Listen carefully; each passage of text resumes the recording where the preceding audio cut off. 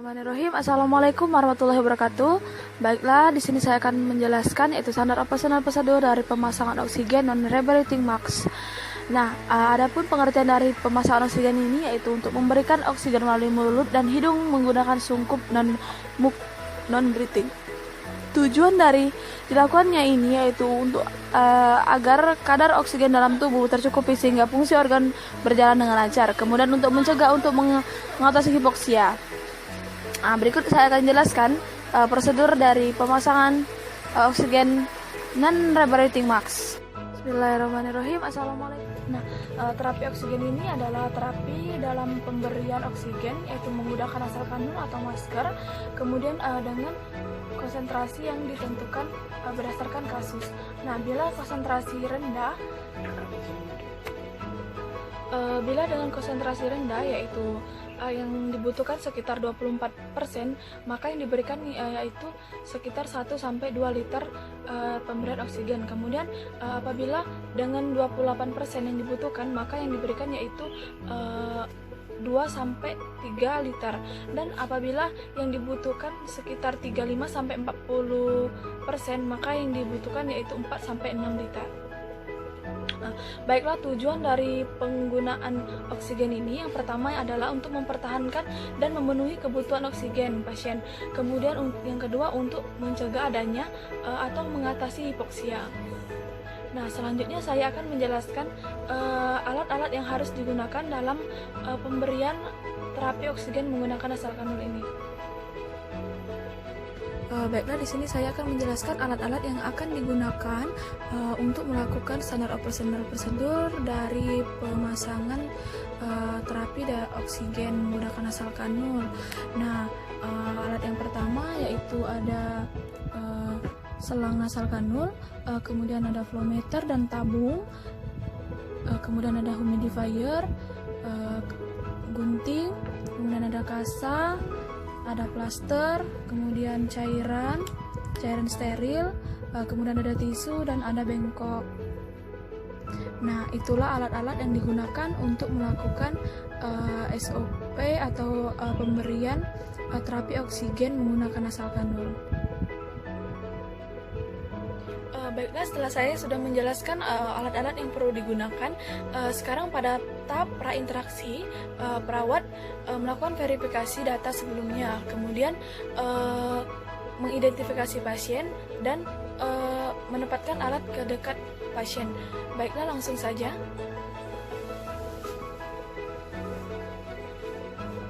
Assalamualaikum warahmatullahi wabarakatuh. Selamat pagi, Bu.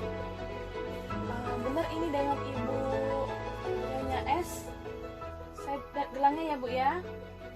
Iya, Nyonya S. Tanggal lahirnya, Bu. Oh iya, benar. Baiklah Ibu, di sini saya akan melakukan yaitu terapi oksigen pada Ibu menggunakan asal kanul. Apakah Ibu bersedia? Baiklah, Bu ya.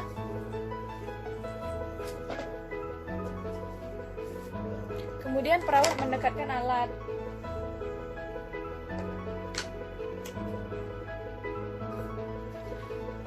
Baiklah, selanjutnya pada tahap orientasi, pasien menjelaskan tujuan dan alat-alat yang digunakan, kemudian tindakan apa yang digunakan, dan menanyakan kesediaan pasien sebelum melakukan tindakan. Kemudian perawat menutup sampiran atau menjaga privasi pasien. Baiklah Ibu, di sini saya tadi menjelaskan bahwa saya akan melakukan yaitu pemasangan atau terapi oksigen pada Ibu. Tujuan dari pemasangan oksigen ini ialah membantu Ibu dalam melakukan atau memenuhi kebutuhan Ibu dalam oksigenasi, juga menghindari dari terjadinya hipoksia. Baiklah Bu, apakah Ibu bersedia? Terima kasih ya Bu ya. Kemudian perawat menutup sampiran dan perawat mencuci tangan dengan 6 langkah.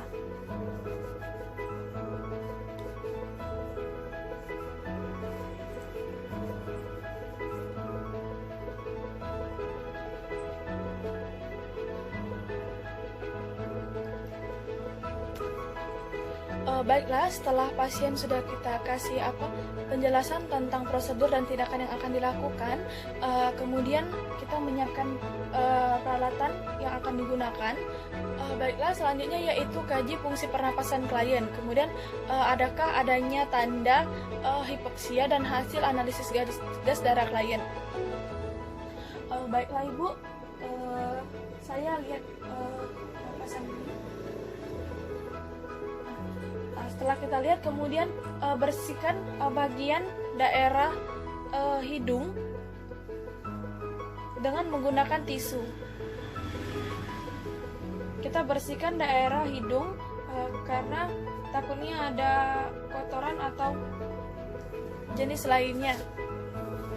Maaf Ibu ya, kita bersihin dulu.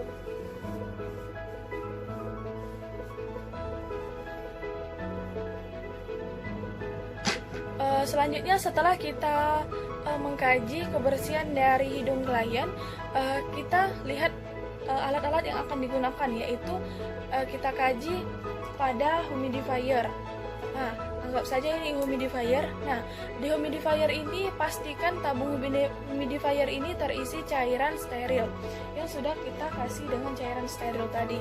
Kita masukkan ke humidifier dari batas maksimal pemberian cairan di humidifier.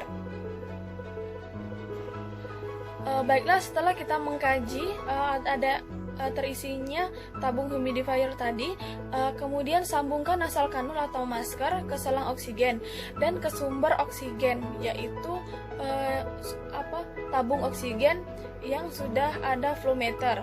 Nah, setelah kita sambungkan, berikan oksigen tersebut kepada pasien sesuai dengan indikasi atau sesuai dengan kebutuhan oksigen yang dibutuhkan.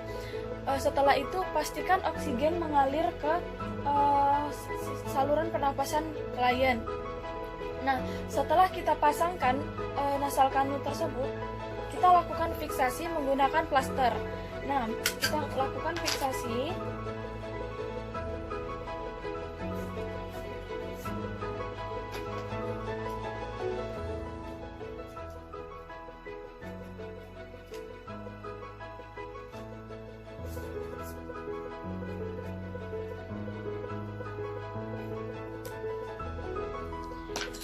Kita lakukan fiksasi di sisi pada selang nasal kanul.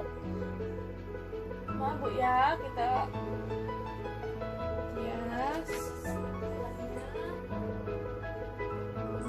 setelah kita lakukan fiksasi, maka kita cek nasal kanul, kemudian dan humidifier, kemudian sumber oksigen setiap 8 jam sekali dalam pemberiannya.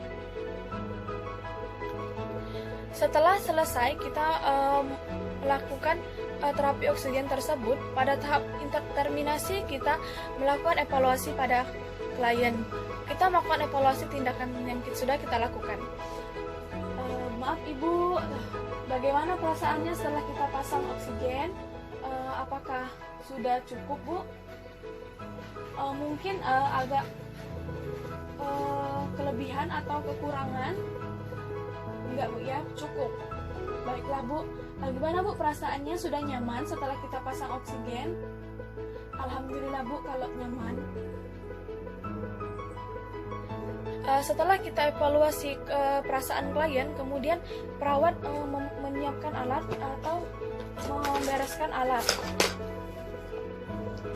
yang sudah dipakai.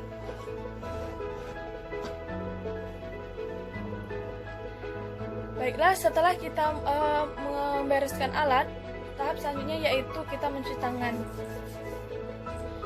Sudah selesai mencuci tangan, kita melakukan dokumentasi.